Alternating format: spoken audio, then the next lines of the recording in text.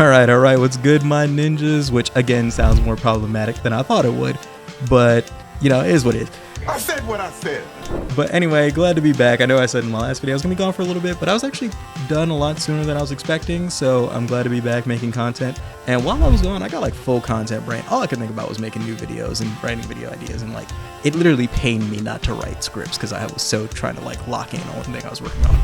But anyway, I'm glad to be back. Happy New Year to everyone. Hopefully, you know, this is a better year than the last couple of years, but, you know, let's not talk about that right now. And let's get the ball rolling with potentially one of the most contentious topics, I think, in the Naruto fandom.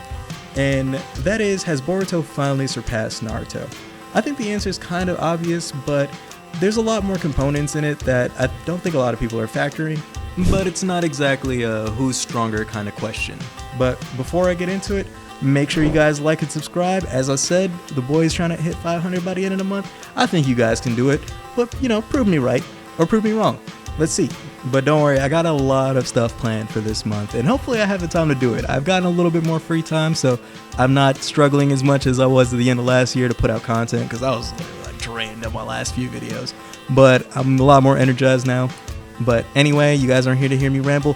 Let's get into the topic. Now, the topic of who's the strongest might not seem as easy on paper as it actually appears to be, because it could just come down to who has the better jutsus, who has the better techniques, who has the better whatever. But when it comes to both series, they both have a different way of displaying power. In the original Naruto series, they used to use like these massive grandiose attacks that seem to be like planetary level or crazy strong attacks.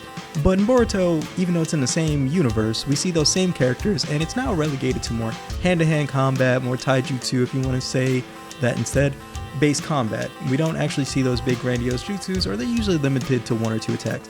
And typically, enemies tend to have one major technique, and the rest usually relies down to taijutsu, which wasn't really common in the original Naruto series. Because let's not forget, the characters at least stated to be close to what end-of-series Naruto characters are at the same level in Boruto. Like Momoshiki and Ishiki are close to Kaguya level and Madara level, who, let's not forget what the fuck Madara did. Roll the clip. Oh, hell no! Yeah, holy fuck, how the hell did they even beat this guy? And let's not forget, Naruto survived 2 of those, and then left the fight to the damn Kages to fight that demon, mind you. And yeah, how did they end up? He needs some milk! Yeah, not the best look on their part. But as I said in the beginning, Boruto is focused more on a taijutsu-based battle system, and a lot of their key fights come more down to hand-to-hand combat as opposed to using these big grandiose jutsus.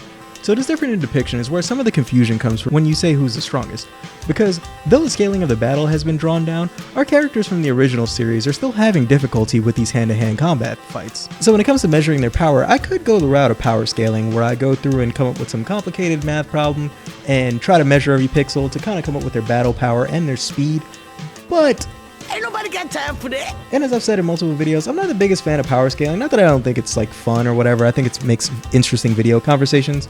But in a literary sense, I don't think it really works, because the power really is determined by the author, and that has reigned true in almost every series. So even if you want to go the route of saying, oh well, the fights are dumbed down, but you know, Naruto would be stronger anyway.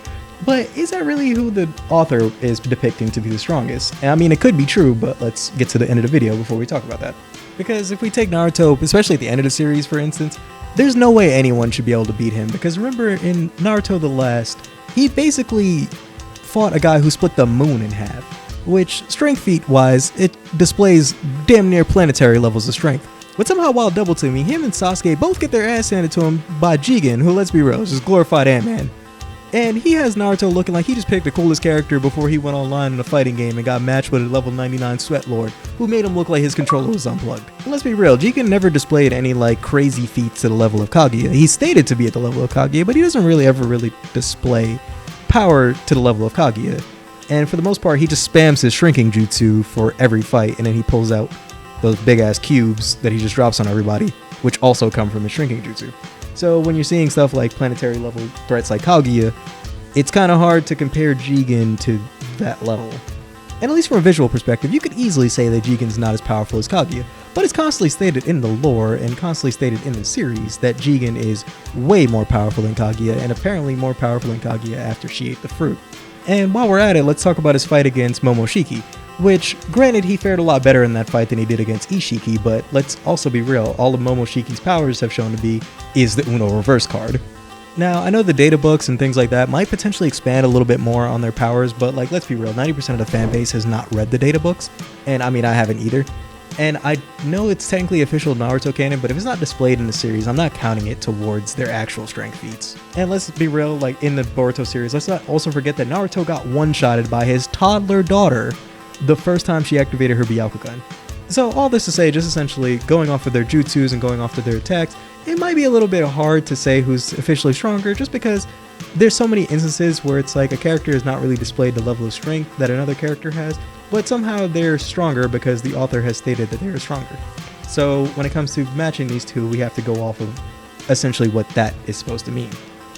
Because if we're going power scaling wise based on all their fights, Himawari scales literally above all of those other previous characters I mentioned, which she might eventually, but I don't think she's there right now. But I think that's all we could really say for Naruto for right now. So that leaves Boruto, who, let's be real, pre-time skip doesn't really have a lot of great feats to really measure his strength per se. Because though we see Boruto take place at a lot of important battles that happen in the series, a lot of those he's actually playing second fiddle to. He actually doesn't do much in a lot of the biggest fights in the series.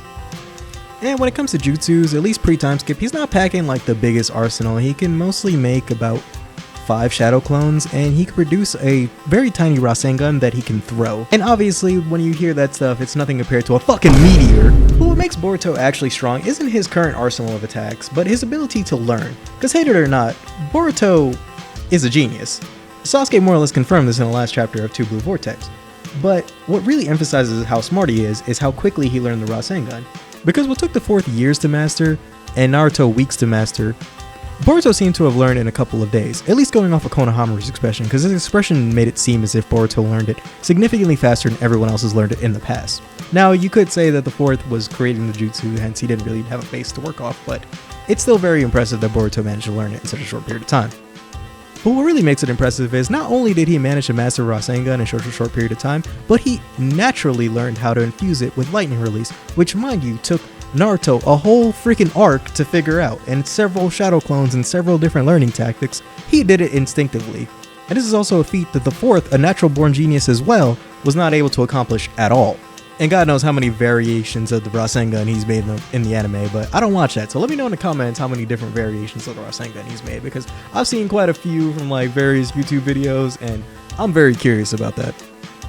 But what really shows his ability to learn is actually how much power he gains throughout the time skip, which, when we cut back to the last chapter, we see that through Sasuke's training, he actually mentions that Boruto has already masters all his abilities. And don't forget, Sasuke is second to Naruto when it comes to power, at least based off the original series. But second is kind of a strong word when it comes to the most powerful in the series, because let's not forget the last couple showings Sasuke has had in the last big fights. Yeah. Look at the screen. That's mine.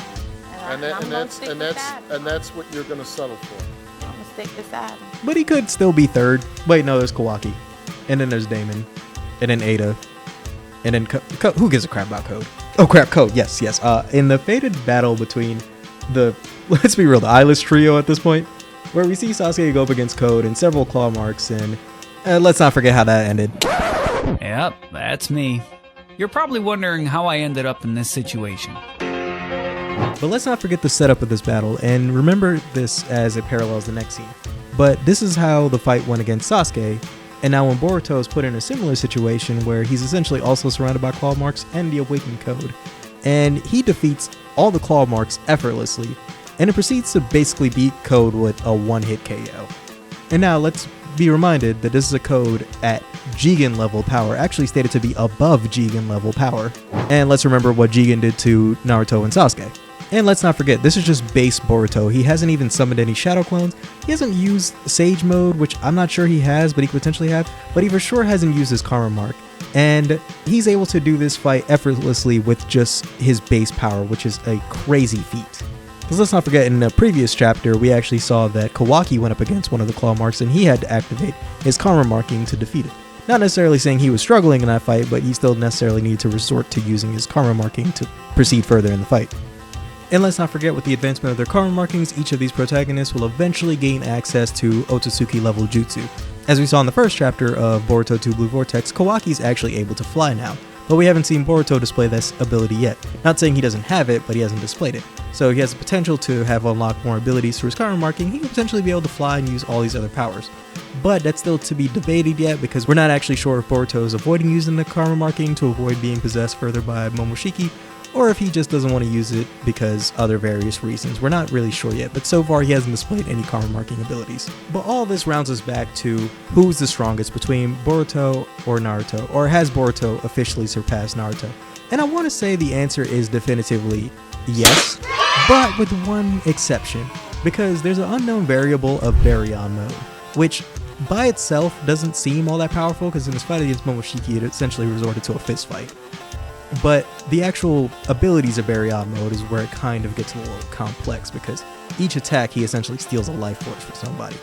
So in a sense, he could potentially not be as strong as the most powerful version of Naruto, but when it comes to the most current version of Naruto, he has definitely well surpassed them. And I think he's probably surpassed them before the time skip, but it was mostly the karma marking doing a lot of the heavy lifting. I think as a ninja, by himself on base abilities, he's now also surpassed Naruto. But as I said, this is just going off of the narrative structure, because let's not forget, Boruto's a protagonist of Boruto 2 Blue Vortex, so hence he's bound to be stronger than Naruto, because it's not Naruto's show anymore. And as a caveat, I think if you want to go jutsu for jutsu, Naruto would probably still come out on top. But for the story purposes, Boruto is officially stronger than Naruto, because the greater theme of Naruto is still that the next generation gets stronger than the last. Unless you're looking at Madara's generation, because those are damn near demons. But don't get me wrong, it pains me to say this, because like when it comes to protagonists, I actually still like Naruto better than Boruto. Boruto is starting to grow on me a little bit, especially with the time skip. I've said that in my last videos, but overall Naruto is still my favorite, just because he's been there throughout my whole childhood, and it's gonna be hard for anyone to surpass my favorite like anime protagonist ever. Maybe Boruto has time to change my mind. But let me know in the comments down below, who do you guys think is the strongest? I'm prepared for it to be a war zone down there of everyone debating on is Naruto or Boruto stronger. But I'm curious, maybe I'll engage with some of you guys' comments, and you know, we can go back and forth on who we think is strongest. Anyway, thanks again for watching. Hope you guys have a happy new year, even though I'm a week late on saying that. And let me know what you guys' resolutions are down below. Mine is basically to survive this year, because I swear ever since 2016, every year has felt like a freaking fever dream. And I just want one normal year. Dang, it's an election year, never mind. Oh shit, here we go again. But honestly, my resolution is just to make this channel go all the way to the top. If I don't hit 100k subs by the end of the year, I would at least like to hit 1k, but we'll see how that goes. All I can do is just provide you guys good quality content. Whether or not you want to watch is up to you. But if you're liking my videos so far, be sure to subscribe, because I'm not even monetized yet, so let's get that out the way first. But be sure to subscribe with the notifications on, because I have a lot of content coming. This 1 week off has given me so many ideas that I want to like put pen to paper on, and I'm going to be working on all week. So expect me not to sleep for at least the next month, because this month is going to be jam-packed with various videos. But anyway, that's all I have for now. Stay safe, my ninjas, and I'll see you in the next one. Peace.